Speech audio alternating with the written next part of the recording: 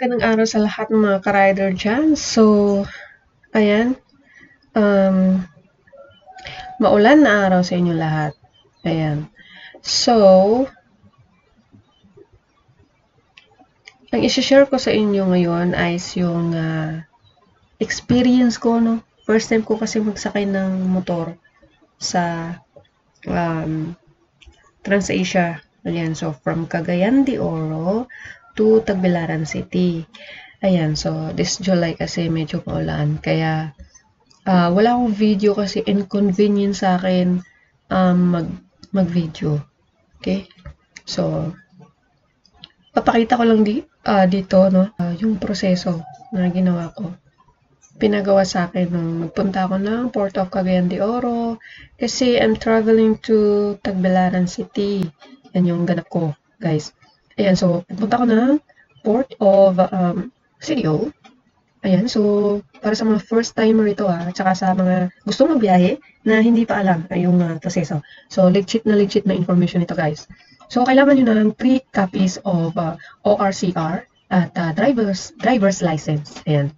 So, pagdating dito sa may Pantalan, ayan, Port of CDO, no? Dito, itong area na to, yung office ng TransAsia. Ayan, so, ito yung office ng TransAsia. Okay? So, mas maganda na din itong map para malinaw sa inyo. So, Office of TransAsia. So, papasok ko dyan.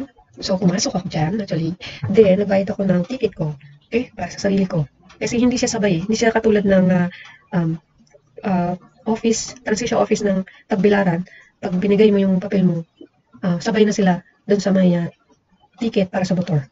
So, dito, mauuna yung sa sarili mo. Kuha mo na ng ticket mo. So, advice ko doon sa may mga Pag-ibig loyalty card, yun yung gamitin nyo kasi makaka-discount kayo. So, yes, credited sa kanila yung Pag-ibig loyalty card. Ayan. So, yun nga, after ko magbayad ng ticket ko is pumila naman ako para sa pagkuha ng ticket para sa motor. So, doon is kailangan mo yung ORCR at driver's license. So, papasa mo sa kanila. Ayan. Then, after ko kumuha ng ticket, guys, pumunta ako dito sa may Coast Guard. So, dito from TransAsia office, punta dito, sa may gate. Papasok ka dyan, punta dito sa may Coast Guard office. Ayan, sa may Coast Guard office, papakita mo yung papel, yung binigay sa'yo dun sa may binigay ng TransAsia office. So, ipapakita mo dun yung bill mo, at saka yung ORCR plus driver's license, no? So, tatatakan nila yung ORCR mo. Tapos, kukunin nila yung ibang copy, isang kopya ng ORCR at saka driver's license mo. Okay? So, kukuha sila ng kopya nun. Ayan. Then, yung advice sa akin after dito sa may Coast Guard office, yan. So, pinapunta ko dito. So, itong card dito, in-advise ako na magantay, iwan yung motor dito sa may parking area. So, parking area ito. So, in-advise ako na iwan dito yung motor. And then, lahat ng gamit ko, dinala papasok dito sa waiting area. Okay? So, from here, waiting area, nagantay ako na tawagin nila yung mga passengers for TransAsia, okay, para lumipat dito sa terminal building. So, antayin mong tawagin. Yun. Ayan. So, ayan. So, nung tinawag na kami, so, dito na. So, dadaan sa machine, yung mga gamit mo. Ayan. So, inspection. Yan. So, doon, mayroon kang babayaran na terminal fee na 25 pesos. So, dito pa lang sa may terminal building, mayroon kang babayaran na 25 pesos na terminal fee. Ayan. So, dito, iiwan mo yung gamit mo sa may gate 1, no? Sa may card. Kahit gaano pa siguro ka-special yung dala mo, iiwan mo yan dyan. I'm sorry, pero kasi may laptop ako, may mga gamit ako. So, sinabi ko naman sa guard na may mga importanteng gamit ako dyan, doon sa bag ko, pero yun nga, pinaiwan pa rin dito. Ayan, so, yun nga, iniwan ko dyan, then lumabas ako. So, pinalabas ako dito, yan, as in, pinalabas ako, and then pasok ulit ako sa may guard dito, and then kinuha ko yung motor. So, yun yung proseso ko, guys, ha. So, pagkakuha ko ng motor, pinalabas ako dito kasi pupunta ako sa gate 3. Yan, so dito. So, ito yung gate 3. So, dito, pagpunta mo dito ka sa PPA, no? Iniwan mo yung motor dyan. So, yun yung ginawa ko. Iniwan ko. And then, pumasok ako sa office ng PPA. And then, binigyan ako ng number. Binigay ko yung papel ko sa may PPA assessment window. And then, inantay kong tawagin yung number ko. Yan. So, pagkatawag ng number ko, dun sa may cashier. So, nagbayad ako ng 65 pesos. So, after that, binalik yung papel ko. And then, nilipat ko na naman. Binigay sa may PPA approval. Ayan. So, tatatakan nila yun. Blah, blah, blah. Yan. So, tatatakan nila yan. And then, pagkatapos nun, pumunta ka dito sa may pinakadulo ng entrance dito. Okay? So, ibibigay mo yung mga papel mo doon kasi i-check nila. And then, meron silang kukunin na kopya doon sa hawak ng papel. And then, punta ka dito. Then, dito. Ayan. So, dito, pinasok ko na yung motor. And then, diretso ka dito. Yan, dyan. So, merong maliit na booth dyan na mag-check na naman yung papel mo at meron silang kukunin na another kopya doon sa hawak ng papel. And then, yung ginawa ko is, yun nga, pagkatapos dyan, bumalik ako sa gate 1, dito na ako dumaan.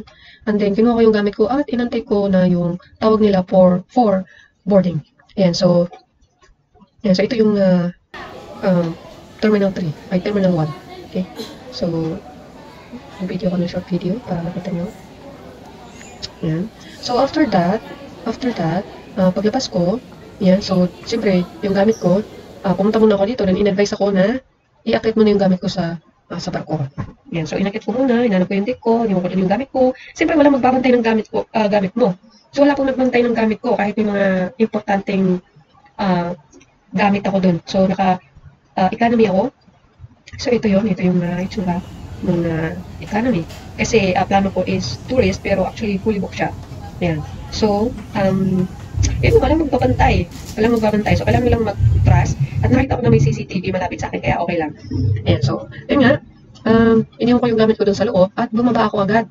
Yan, so, yun yung i-advise ko sa inyo, sa mga gustong magbiyahe. Pagka nangyari ito sa inyo, yung motor kasi, yun yung parang nasa bandang huli na bago isakay. So, unahin nila yung malalaking cargo, unahin nila yung malalaking truck, bago pa nga makapasok yung mga maliliit na sasakyan. Ayan, bago pa yung motor. So, pag gano'n na nandun ka na sa taas at malayo pa yung oras, huwag ka na munang bumaba para hindi ka magtagal sa kakantay sa labas. So, doon ka lang muna sa gate mo, siguro mga 20 minutes or 15 minutes before time na paalis na yung barko, tsaka ka na bumaba. Kasi hindi nila pinapapasok yung mga motor agad-agad. Okay? Inaayos nila yan. So, inuuna nila yung mga malaking cargo, tsaka yung malalaking sasakyan. Yan. So, yun yung inuuna nila. So, mga 20 minutes siguro before alis ng barko, tsaka kayo bumaba. Okay? Kasi ang tagal kong inantay kasi dyan nung ako, masyado akong matagal na nagantay kasi 5 p.m. tapos 7 p.m. yung alis ng barko. So, 5 pa lang bumaba na ako. So, isang oras mahigit ako nagantay. Okay, so past 5 I think. So, mahigit isang oras na ako nagantay doon sa labas bago makapasok guys. So, ganun yung gagawin nyo ha. Yun yung advice ko sa inyo. At isa pang tip ko siguro or may advice ko sa inyo siguro, kapag kayo na yung kumuha, siguro kung kukuha ulit ako is ito yung gagawin ko. Pagkakuha ko ng ticket, pa-approve ng Coast Guard, and then didiretso na ako dito para tapusin ko na yung transaction ko sa PPA. So, ganun na lang siguro yung gawin nyo. Kasi since mag-aantay din naman kayo ng matagal dito sa may waiting area, so tapusin nyo yung transaction nyo dito, and then balik kayo kasi malapit lang naman yan. So, iwan nyo dito yung yung motor, then waiting area, and then pagkalipat ng terminal building, then balik, dito labas, kunin yung motor, and then punta dito. So, para dire-diretso ka na dadaan sa Terminal 3. Hindi ka na dadaan dito. So, yung advice ko na tapusin nyo yung transaction nyo sa office, siguro, yun yung mas magandang gawin.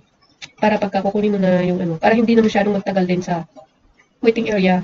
I mean, dun sa pinag-iwanan mo ng yung gamit mo. Ayan. Kasi dito sa may PPA, kung maraming tao dyan, medyo magtatagal ka din dyan kahit paano. Ayan. Although, hindi naman ako kasi natagalan dito. Pero magantay ka ng tawag kasi medyo madami-dami din yung tao ng ako. Ayan. So, yun yung advice ko pag kayo na, tapusin niyo yung transaction niyo dito sa Coast Guard at saka dito sa PPA para pag pinasok niyo yung motor, dire-diretso na kayo. Ayan. So, sa mga gustong magbiyahe ng Tagbilaran, no? Or Cebu, ayan. So, ayan, may idea na kayo. Yung mga wala kong experience, no? So, madali lang naman siya. Hindi naman siya, ayan. So, sana mag-enjoy kayo sa mga adventure nyo, no? Kung gusto niyo ma-experience, maisakay yung motor nyo, yung wala pang experience dyan. So, yan. Masaya din naman na nagbibiyahe ka na kasama mo yung motor mo. Ayan. So, yun yung, yun lang yung gusto kong i-share kung paano ko siya naisakay. Kasi first time ko, yung last kasi na naisakay siya from Tagbilaran to BND Oro is yung kapatid ko yung nagdala. So ako naman ngayon, ako yung nagdala sa motor sa Tagbilaran. Kaya first time ko siya, kaya excited ako na may share sa inyo. Lalo na yung gustong magbiyahe na wala pang idea. Yan, so ito na yun. So sana mag-enjoy kayo sa mga biyahe nyo. Saan kayo pupunta. First time yung ibiyahe yung motor nyo. Or kahit kung sino man yung magbibiyahe na dalang sasakyan, medyo mag-prepare lang kayo ng malaki pag sasakyan yung gamit nyo. Kasi 10,000 mahigit 10,000 yung bayad nyo sa sasakyan nyo. Ayan. So, ayun lang. So, sana mag-enjoy kayo sa biyahe nyo guys. So mga ka-rider, thank you so much for watching. Sa mga hindi pa subscribe sa channel ko, mag-subscribe kayo para updated kayo sa mga bagong uploads ko. Please like this video at i-share nyo sa mga gusto biyahe, sa mga gusto experience i-biyahe motor. Tsaka please mag-comment kayo kung kayo mga katanungan pa para may share ko sa inyo yung experience ko. Yan naman yung gusto ko sa purpose ng pag-vlog ko talaga. So, may-share ko sa inyo kung ano yung mga na-experience ko. Ayan, so ito ay legit information guys. Ayan, so ito talaga, experience ko talaga to. So, I hope you like it at again, thank you for watching. Bye-bye.